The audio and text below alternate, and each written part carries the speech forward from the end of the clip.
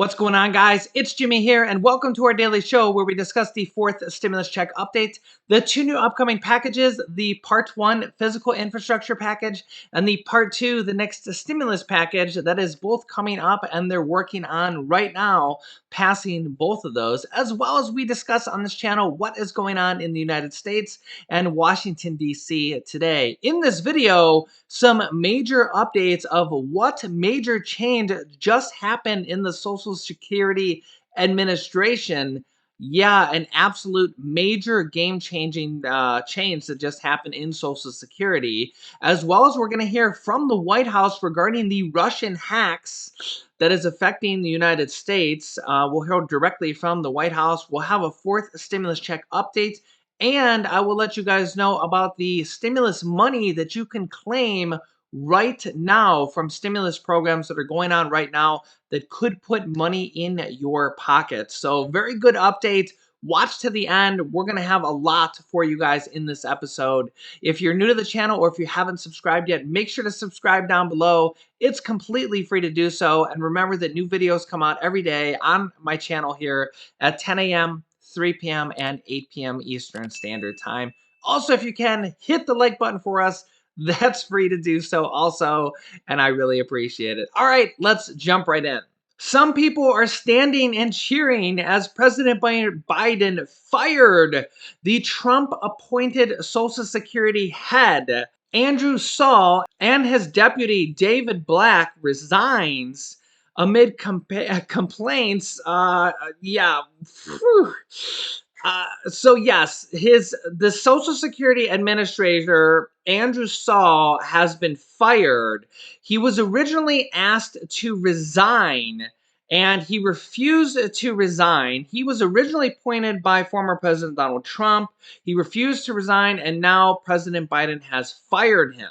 You may remember Andrew Saul, the Social Security Commissioner, because when the third stimulus check went out, there was a significant delay for anybody under the Social Security umbrella waiting for their third stimulus check. Weeks. In fact, the third stimulus check went out. A lot of people got it literally like 2 days later, and everybody on Social Security waited weeks. And it turns out that the Social Security Administration didn't send over the pay file, the data of anybody on Social Security that doesn't normally file a tax return.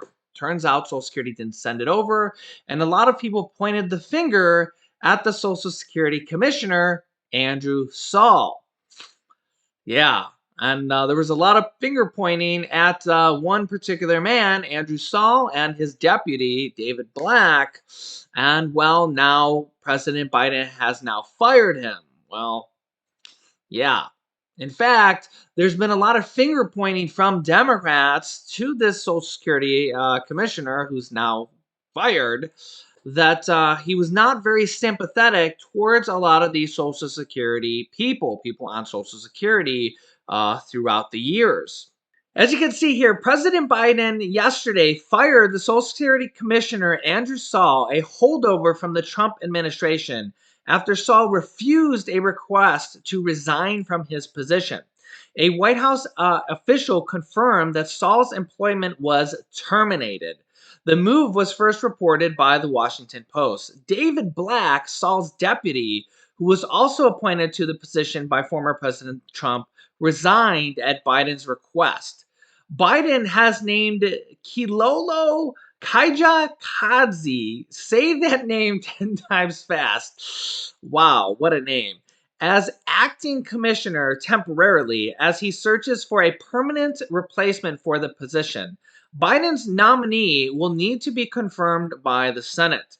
Kaji-Kazi is currently the Social Security Administration's deputy commissioner for retirement and disability policy and previously served as a fellow at the Urban Institute and a policy analyst at the Center on Budget and Policy Priorities. According to the Post, Andrew Saul, who was confirmed in 2019 by a 77-16 Senate vote to a 6-year term at the helm of the Social Security Administration, argues that the White House did not have the power to remove him. Quote, I consider myself the term protected commissioner of Social Security, he said in an interview Friday afternoon, denouncing the Friday night massacre, he calls it. He also said he intends to return to work on Monday remotely. He says, this was the first I or my deputy knew this was coming. Well, most people that get fired don't really know it's coming. Yeah. He says it was a bolt of lightning no one expected, and right now it's left the agency in complete turmoil. However, the White House move was bolstered by a recent Supreme Court ruling and came a day after a Justice Department's opinion concluded that the president may remove the Social Security Administration commissioner at will. So yeah, he says he'll be returning to work on Monday, and it's like, you were just fired. That's not really how it works. I don't. What is this world coming to? I don't know. It's just getting really weird out there. Yeah, and a lot of people on Social Security are thinking like, hey, yeah, like, what do you think we were thinking when we were waiting for weeks for our stimulus check, and everybody else got their check like 2 days after the third stimulus check was passed. We were waiting, and then lo and behold, we found out that, oh, you didn't send over the data to the IRS. Oh, that's right. You forgot to send it over. No wonder you got fired. Yeah, gee, I wonder why you got fired. And honestly, he had been criticized for quite a while before that major blunder.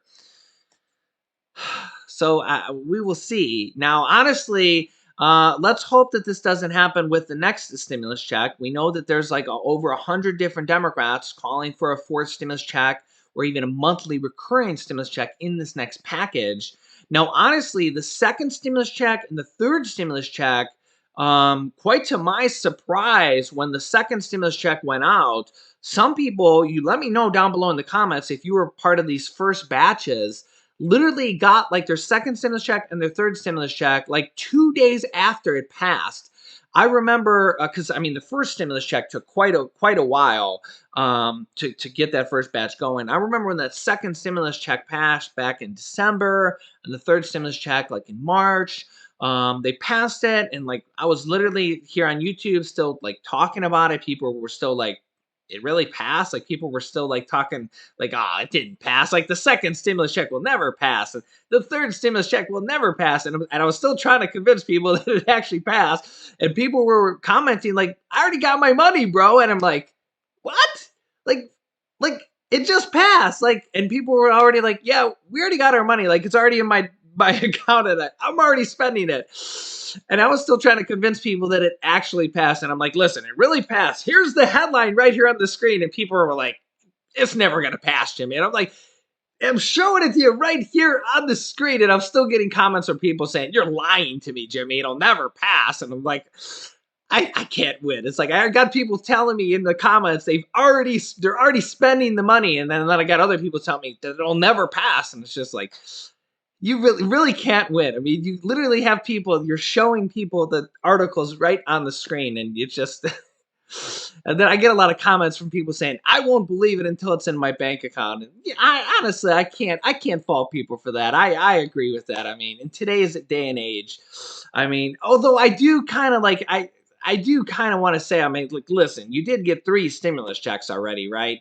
But I do kind of, I get it a little bit because I feel like we do never quite really know if we're going to get that next stimulus check until they actually pass it. And it is kind of the situation we're in right now. I mean, the next stimulus check is never really guaranteed.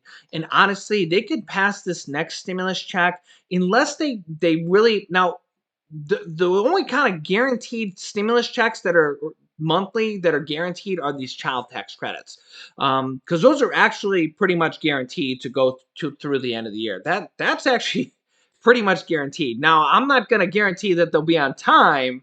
The IRS is pretty backed up. I mean, we'll see if they actually hit on July 15th these $250 to $300 monthly checks that are called the child tax credits. Honestly, I am willing to bet that there's probably millions and millions of people that do not even know that they're going to get these checks. I am expecting probably on July 15th or a few days after that I'm probably going to get a lot of people coming to the channel that have no idea what these $250 to $300 checks per child are. I have a feeling that it's going to be major national news, that there's going to be millions of people searching Google and searching YouTube saying, I just got a $250 to $300 check or a $600 check or $500 check, depending on how many children they have. And they're going to have no idea what they are.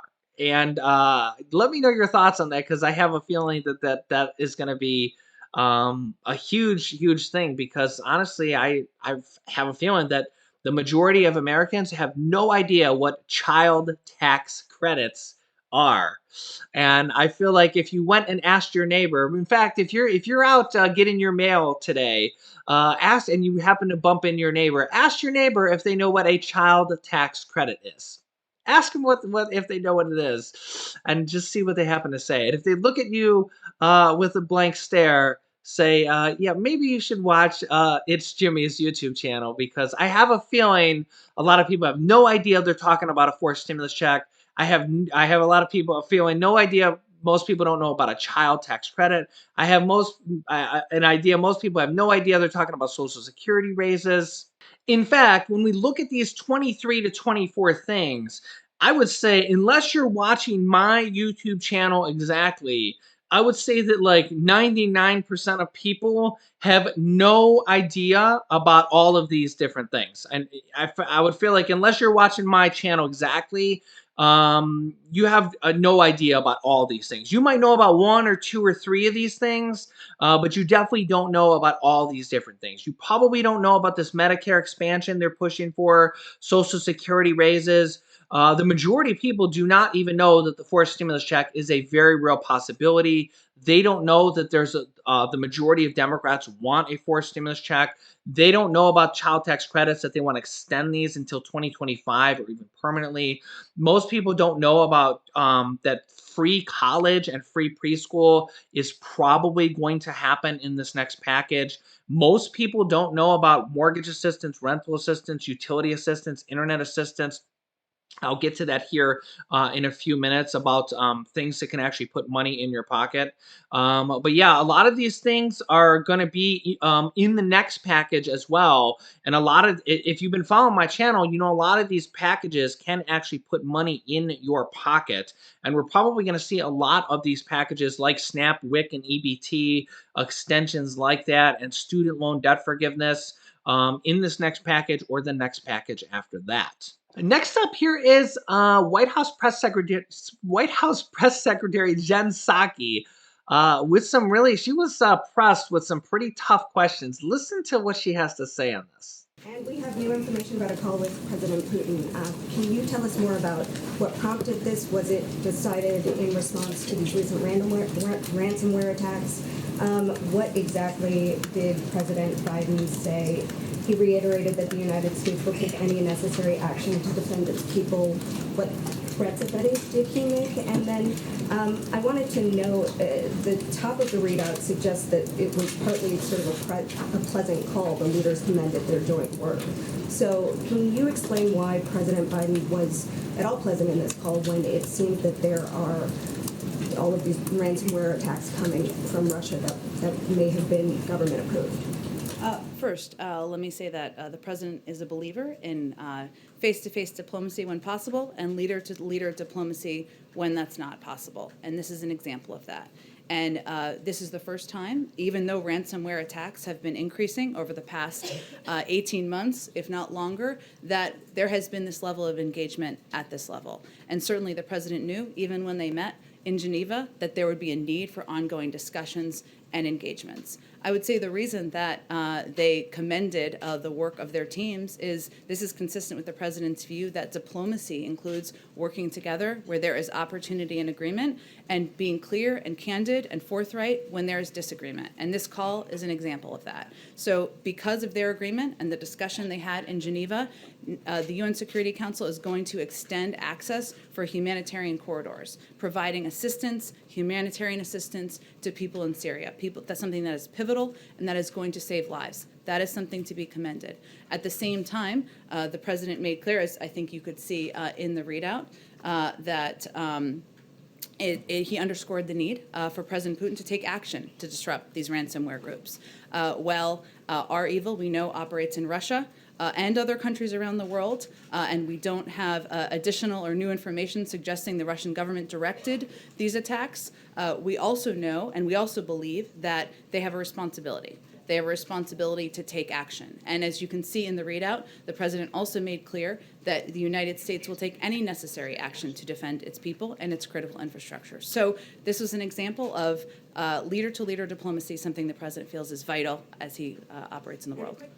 So in this call with President Putin, did Putin provide any assurances to President Biden that he will in fact crack down on cyber criminals that are in his country?